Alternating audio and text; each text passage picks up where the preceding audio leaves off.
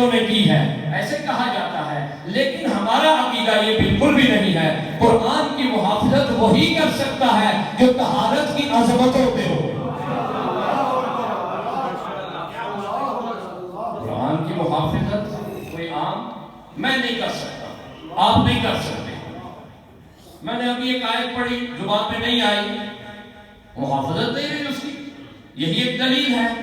اب توجہ کہ ہم اس قدر ناقص ہیں، لیکن اللہ سورہ واقعہ میں ارشاد فرماتا ہے یمسہ الا المطہرون، کہ اس قرآن کو کوئی مس نہیں کر سکتا، کوئی سمجھ نہیں سکتا، کوئی پہنچ نہیں سکتا کہ ماں سوائے مطہرون کے۔ پتہ یہ چلا کہ اگر اس قرآن کو کوئی مس نہیں کر سکتا، اس کے لیے طہارت شرط ہے، تو اس قرآن کو بچانے کے لیے کتنی طہارت کی ضرورت ہے؟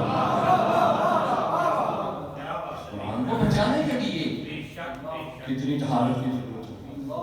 سمجھنے کے لیے طہارت کی ضرورت ہے، اور ظاہری طور پر مس کرنے کے لیے فقہی احکام میں ہے کہ بغیر وضو کے تم اسے مس ان آیات کو نہیں کر سکتے، گناہ میں مبتلا ہو جاؤ گے۔ لہذا پتہ یہ چلا کہ اگر سمجھنے کے لیے اور مس کرنے کے لیے ظاہری طور پر طہارت ضروری ہے، وہ قواعد ضروری ہے، لیکن اگر اس کی حفاظت کرنی ہو تو کیسے ممکن ہے جو لوگ کسی عرصے میں کافر و مشرک رہ چکے ہو وہ اس کی حفاظت کر سکیں؟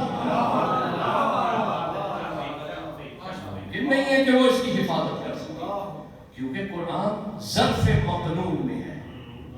کیا ہے؟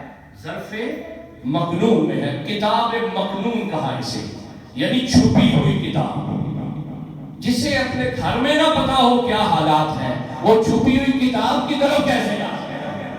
لہذا پتہ یہ چلا کہ قرآن کریم کی حفاظت جو ہے وہ اللہ تعالیٰ نے جو ذمہ لیا ہے، اللہ نے کہا نحن نزلنا الذکر، کہ ہم نے اس ذکر کو نازل کیا ہے اور ہم ہی اس ذکر کے محافظ ہیں۔ لہذا پتہ یہ چلا کہ اللہ نے جو محافظت کرنی ہے جبر سے نہیں کرنی، امت کو اختیار حاصل ہے کہ امت لکھ بھی سکتی ہے، امت مٹا بھی سکتی ہے، امت غلط بول بھی سکتی ہے اور صحیح بول بھی سکتی ہے۔ امت کو نہیں دیکھا بلکہ یہ کہا کہ اس کی محافظت جو ہے وہ میں ایسے کروں گا کہ قیامت تک کے لیے فاطمہ کی ذریت سے قرآن آتا رہے۔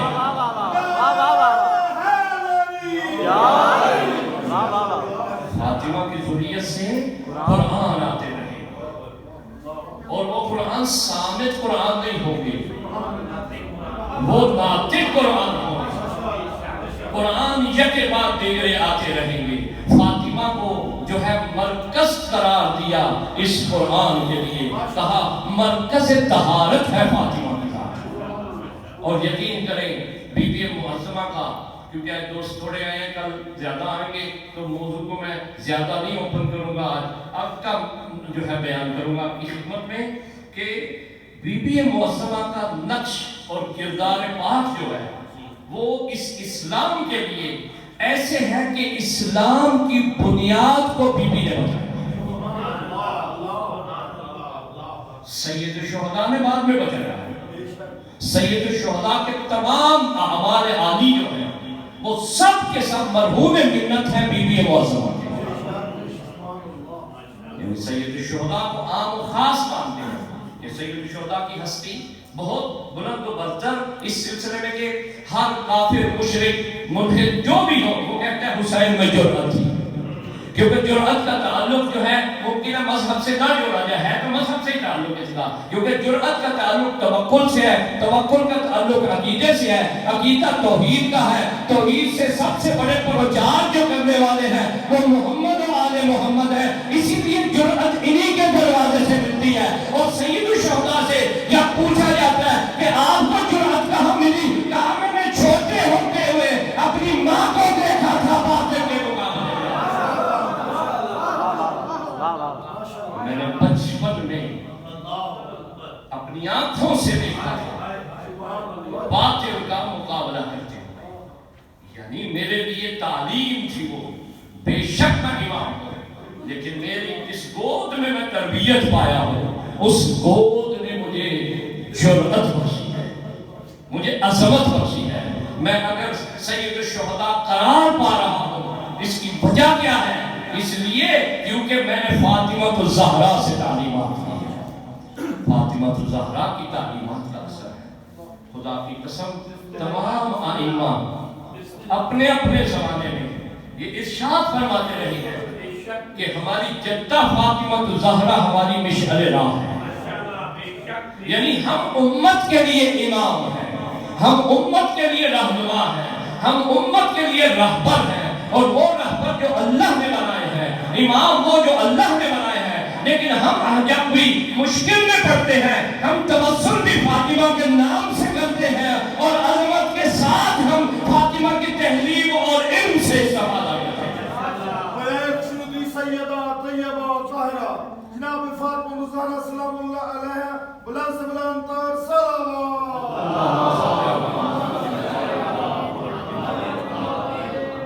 خدا کی قسم انتہائی برکت ہے اس ذکر میں اور بہت زیادہ بہترین عمل انجام پا رہا ہے کہ پہلے پاکستان میں ایام فاطمیہ بہت کم رنگ تھے اور یہ شعور کی باریکیوں اور بلندیوں کی دلیل ہے کہ اب ایام فاطمیہ بڑی روٹین کے ساتھ کثرت کے ساتھ مجالس برپا ہو رہی ہیں.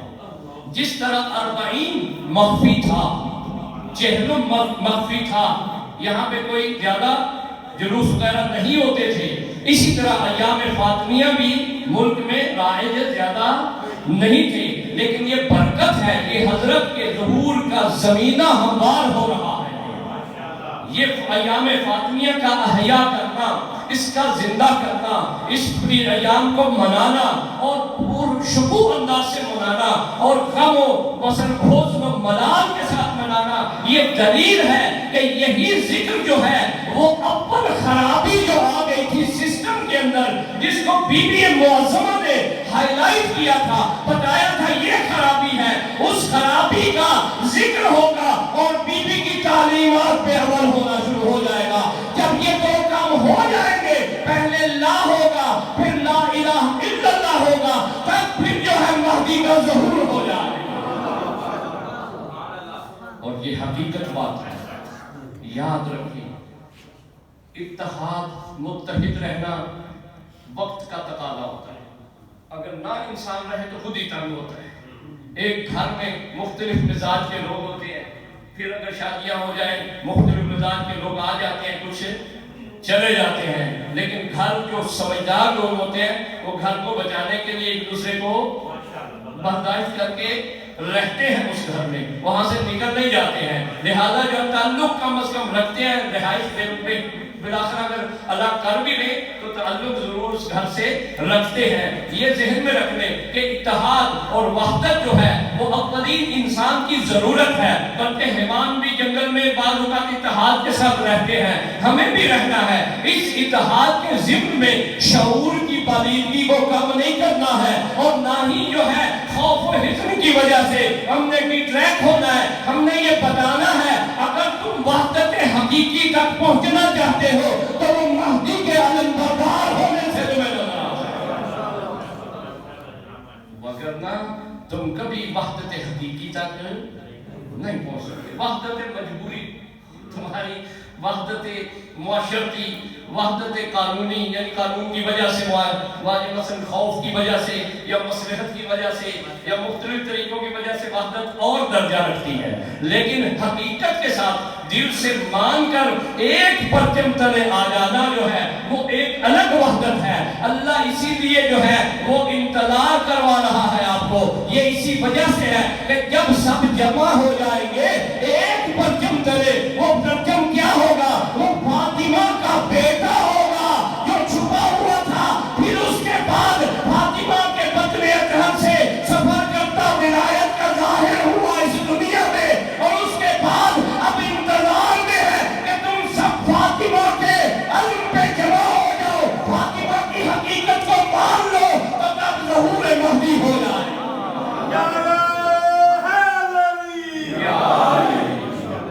یہ واضح سی بات ہے.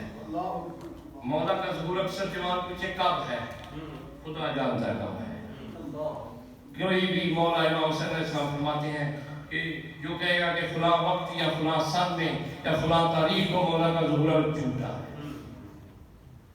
کچھ پتہ نہیں ہے اسے، جھوٹ بول رہا ہے، لیکن یہ ضرور بتایا ہے کہ یہ یاد رکھنا ارزشیں ویلیوز ایک ہیں، وہ ہمارے گھرانے کی، جب وہ پوری ہو جائیں گی دلوں میں اور ابدان میں اور معاشرے میں، تب ہمارے مہدی کا ظہور ہو جائے گا۔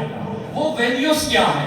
وہ ویلیوز یہ ہے کہ حق کو حق کہنا ہر حالات، اور باطل کو باطل کہنا ہر حالات میں، اور جب حق جو ہے واضح ہو جائے گا لوگوں کے لیے، اور وہ حق ہماری جدہ فاطمہ الزہرا نے رسول اللہ کے بعد واضح کر دیا، اس پہ کوئی کمپرومائز نہیں ہے۔ اپنا اپنا نظریہ سب کو مبارک ہے، لیکن یہ ذہن میں رکھیں کہ ہمیں اس حق کو بہترین انداز میں پہنچانا ہے۔ توجہ رکھیے گا، بلا میں درود پڑھنا اپنے مرحلے میں داخل ہوں۔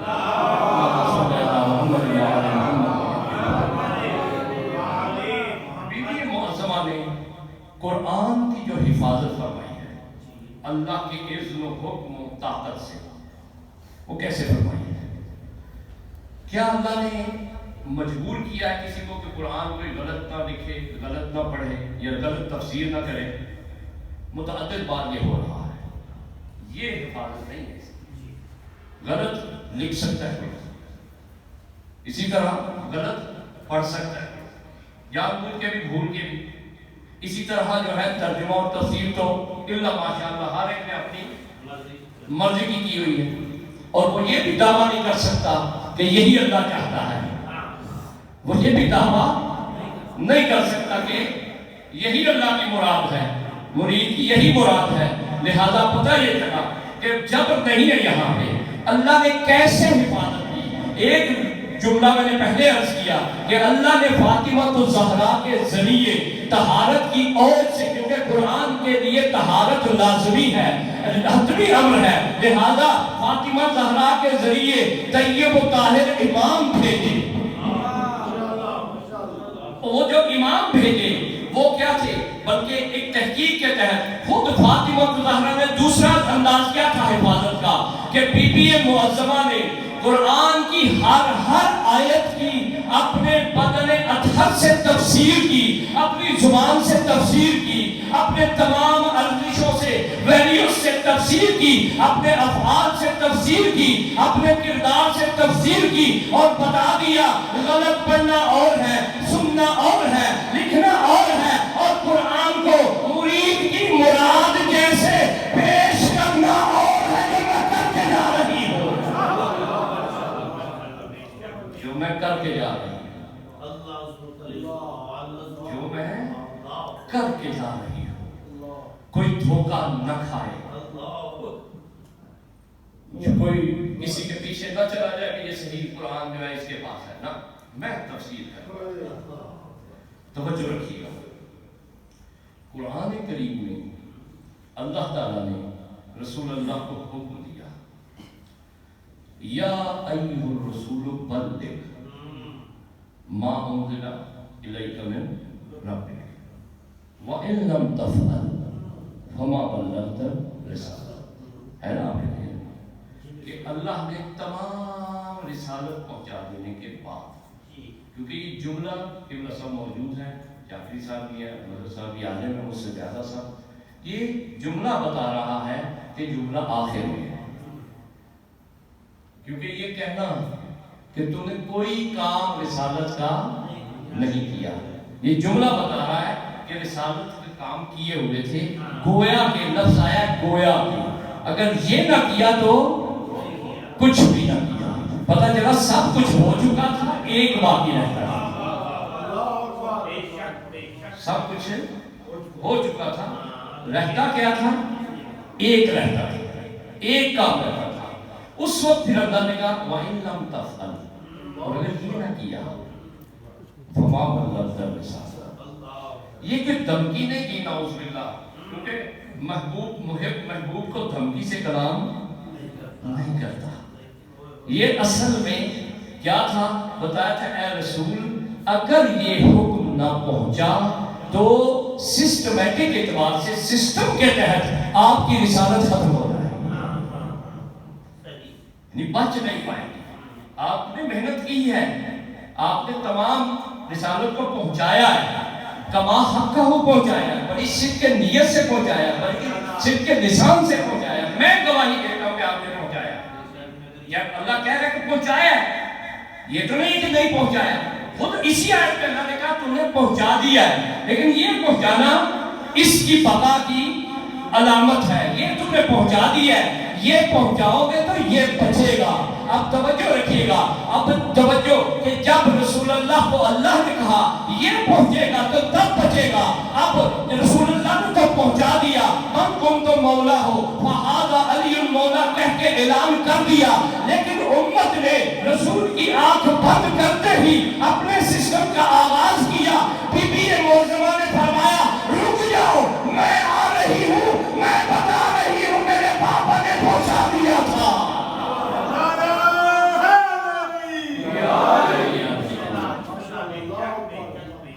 توجہ کیجیے گا، اگر ہم سوچیں تو رسول اللہ نے تو پہنچا دیا، ہم اللہ سے کہتے ہیں، ذرا ذہن کو کھولیے گا کہ یا اللہ رسول اللہ کو تو نے ایسی سٹیٹمنٹ دی تھی کہ اس کے بغیر سب کچھ کیا ہو جائے گا، ضائع ہو جائے گا، ایسے ہی اس کے بعد کیا ہوا ہے؟ کام تو وہ ہو گیا جس کا خدشہ تھا، جس کا ڈر تھا، جس کے لیے رسول اللہ نے فرمایا تھا کہ میں اپنی امت سے خدشہ ہے مجھے کہ وہ کہیں علی کو چھوڑ نہ دے۔ حدیث ہے اہل سنت شیعہ کتابوں میں، ان تؤمر علی ان تستخلف علی، اگر علی کو خلیفہ بناؤ گے، علی کو امام بناؤ گے تو یسلککم بالطریق المستقیم، کہ تم کو صراط مستقیم پہ لے جائے گا۔ پھر آخر میں رسول فرمایا ما اراکم بفاعلین، کہ میں دیکھ رہا ہوں کہ تم یہ کام نہیں کرو گے۔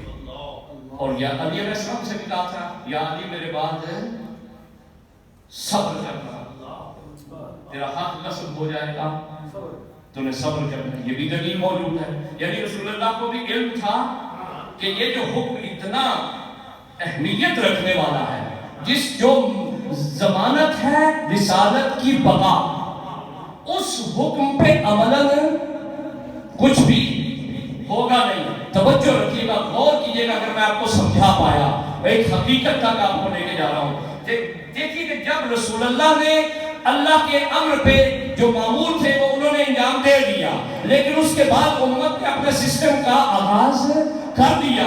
اس وقت بی بی معظمہ نے قیام کیا، کہا کہ جیسے میرے پاپا رسول اللہ کی رسالت جا رہی تھی، اس وقت اگر میں اب قیام نہیں کروں گی اور یہاں نہیں بتاؤں گی کہ یہ سسٹم نہیں صحیح ہے جو میرے پاپا نے اللہ سے سسٹم لے کے امامت اور ولایت کا تعارف کروایا تھا، وہ سسٹم اصلی ہے، میں قیامت تک کے لیے بتا کے جا رہا ہوں۔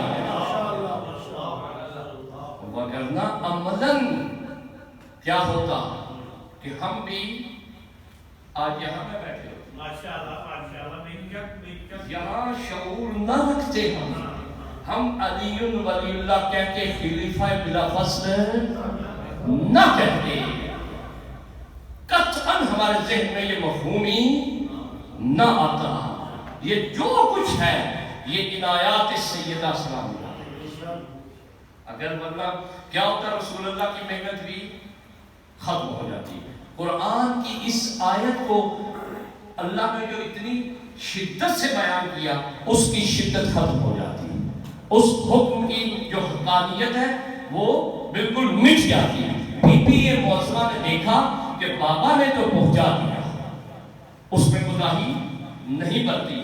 اب بابا کے پہنچانے کے بعد امت پھر بھی اس کی اہمیت کو نہیں سمجھی۔ اب کیونکہ بابا چلے گئے ہیں اور علی خود نامدار ہیں اس عہدے کے، اس کے جو ہے اللہ کے بنائے ہوئے امام ہیں، علی اگر کسی کو جبر کریں گے کہیں گے تو لوگ کہیں گے یہ حدیث ہے، یہ امامت اور خلافت کہتا ہے۔ کہا نہیں، اے علی آپ بیٹھ جائے، میں رسول کے اس آیت کی تفسیر کر کے آ رہی ہوں کہ خلیفہ بلا فصل تو ہے، خلیفہ حق تو ہے۔ لہذا عزیزان محترم، بی بی معظمہ کا کردار جو بخاری شریف میں لکھا ہوا ہے، کوئی مولوی اس سے جو ہے بیگانہ نہیں ہے، آنکھیں بند کر لے تو کر لے، اس کی مرضی ہے، لیکن جو ہے بی بی معظمہ کا یہ عمل جو ہے، یقین مانے رسول اللہ کی محنت کو بچا گیا۔ اگر بی بی خاموش رہتی ہے، گھر میں رہتی ہے، خطبہ نہ دیتی، فدق کو طلب نہ کرتی، فدق مقدمہ تھا، اصل امامت علی کی، لہذا اس وجہ سے بی بی نے یہ مقدمہ پیش کیا تاکہ امت کو پتہ چل جائے کہ جو امت رسول کے ٹکڑے کو،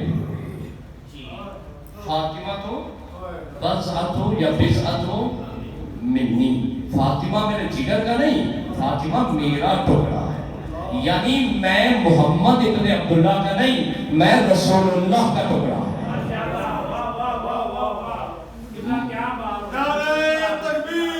اللہ اکبر، یا رسول اللہ،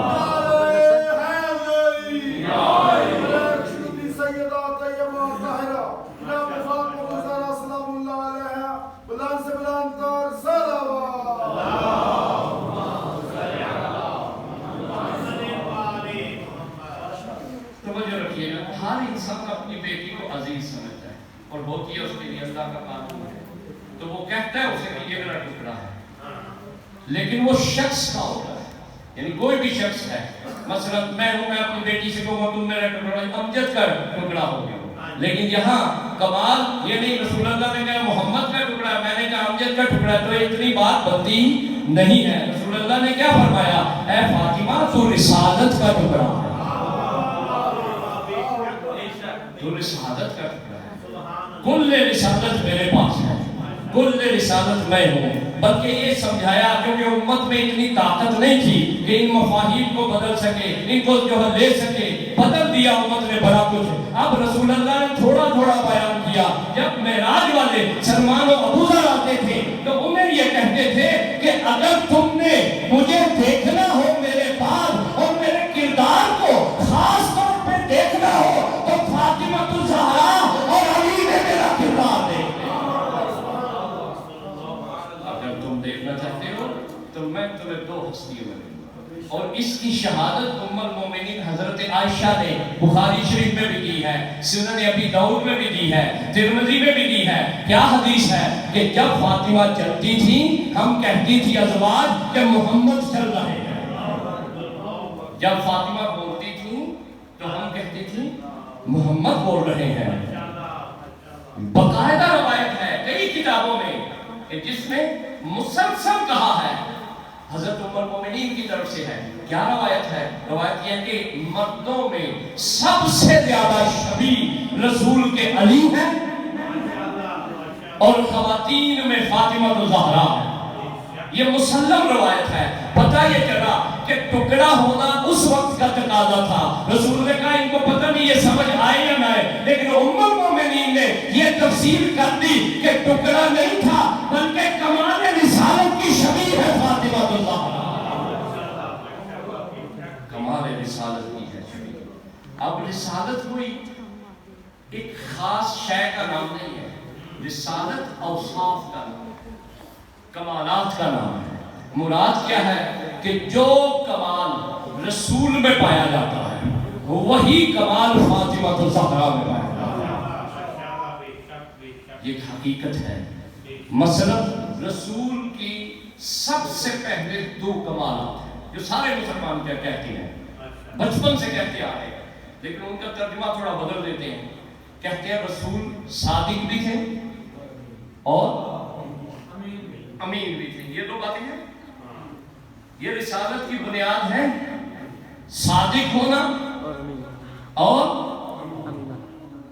کیا ہونا؟ امین ہونا۔ یہ دونوں چیزیں رسالت کی بنیاد ہیں۔ کہا کیوں صادق ہے، کیوں امین ہے؟ جی انہوں نے کافروں کی امانتیں رکھی تھی تو اس لیے واپس کر دی سی ٹائم کے اوپر، تو وہ امین ہے۔ یہ تو عام نہیں کرے گا، شیخ صاحب سے مجھے یقین ہے میں ممبر پہ بیٹھا ہوں یہ ایسے ہی کریں گے، یہ تو کمال نہ ہو، قبلہ صاحب کریں گے اور سارے دوست احباب موجود ہیں، سب مومنین سے یہی امید ہے۔ کون مومن ہے جو کسی امانت میں خیانت کرے گا؟ مومن ہو ہی نہیں سکتا، کیونکہ منافق کی نشانیوں میں سے ایک نشانی امانت میں کیا کرے گا؟ خیانت کرے گا۔ یہ امانت کافروں کی امانتیں تھی، مگر ان کے پاس تھا ہی کیا؟ اتنا جو رسول اللہ کے پاس رکھا تھا، وہ تو ہے خدیجہ الکبریٰ کے پاس تھا، زہرا کی والدہ کے پاس، وہیں سے جا رہا تھا۔ تو یہ رسول کی عظمت کو کم کرنے کے لیے بچوں کو پڑھایا گیا کہ کافروں کی امانتیں تھیں۔ بچہ کہے گا یہ امانت تو میں بھی کر سکتا ہوں، یہ کیا کمال ہوا، کتابوں میں کیوں آیا؟ کہا نہیں، یہ امین نہیں ہے، یہ امین اس میں ہے جو اللہ نے نازل کیا تھا جبریل امین کے ذریعے، اس میں رسول امانت داری کے جو ہے رسول نے امانت داری کی ہے۔ کسی کو علم نہیں تھا کہ قرآن کیا ہے، کسی کو خبر نہیں تھی کون سی آیت کب کہاں کس صورت میں ہے، رسول اللہ نے اس کو اسی طرح پہنچایا۔ اللہ کہہ رہا ہے تو امین ہے، جبریل کو تو وحی کا امین مانتے ہو اور رسول کو امانتوں کا امین کیوں مانتے ہو؟ جبریل کا لقب کیا ہے؟ جبریل کا کیا لقب؟ نزل بہ روح الامین علی قلبک، تو ہم نے اس قرآن کو آپ کے دل پر روح الامین کے ذریعے، اللہ نے امین کا جو لفظ استعمال کیا کس کے لیے کیا؟ وحی کے لیے کہا ہے۔ اور صادق بھی یہ کہ سچی زبان کے ساتھ، سچائی کے ساتھ، سچائی عام سچائی نہیں، وہ ہر مومن ہر مسلمان کا جو ہے فریضہ ہے کہ وہ سچ بولے، کیونکہ لعنت کا مستحق ہو جاتا ہے اگر اللہ نہ کرے تو جھوٹ بولے۔ پتہ یہ چلا کہ یہ ظاہری سچ نہیں ہے، جو اللہ نے کہا تھا وہ پہنچا دینا سچ ہے۔ اور جملہ لے لیجیے، جب رسول صادق بھی ہے اور امین بھی ہے، اللہ کے کلام میں صادق ہے، اللہ کی وحی میں امین ہے۔ فاطمہ الزہرا یہی کہہ رہی ہے میں رسول کا ٹکڑا ہوں، میں آ کے الہام سے بتا رہی ہوں میں سچی بھی ہوں اور وقت میرا ہے، میں امین بھی ہوں۔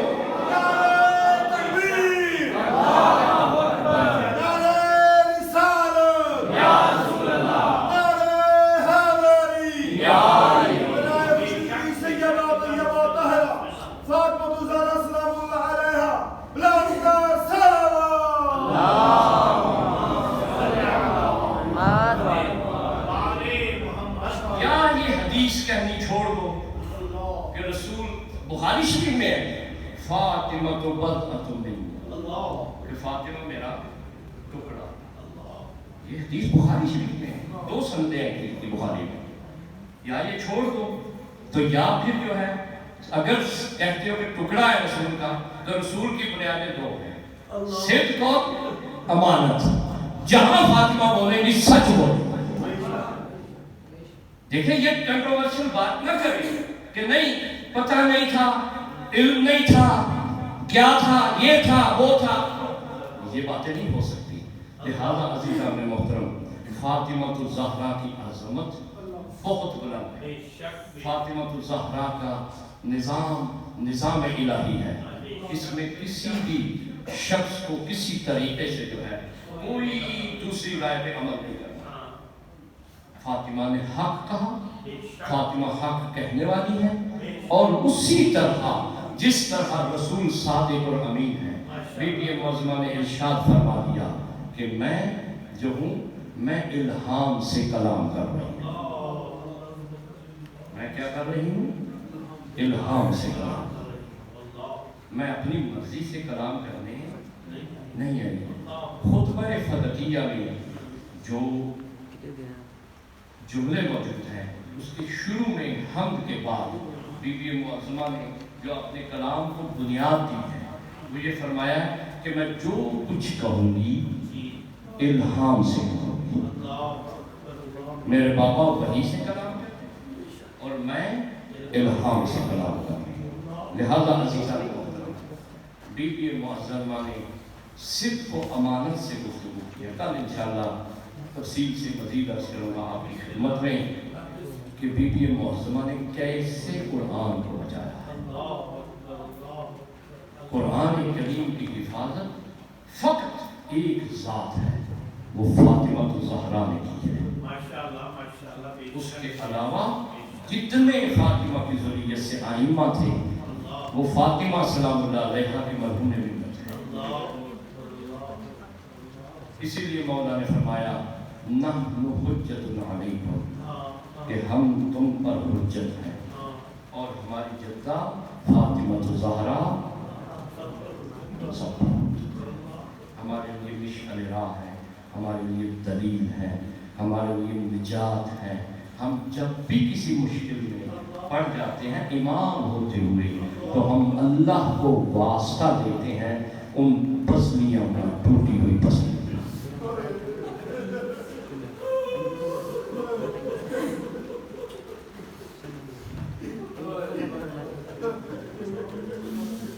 آج شہادت کا دن تھا بی بی، آپ نے زیارت پڑھی ہوگی بی بی کی، جس میں جملہ ہے کہ میرا سلام ہو اس بی بی پر جس کو تلواروں کے دستوں سے مارا ہے۔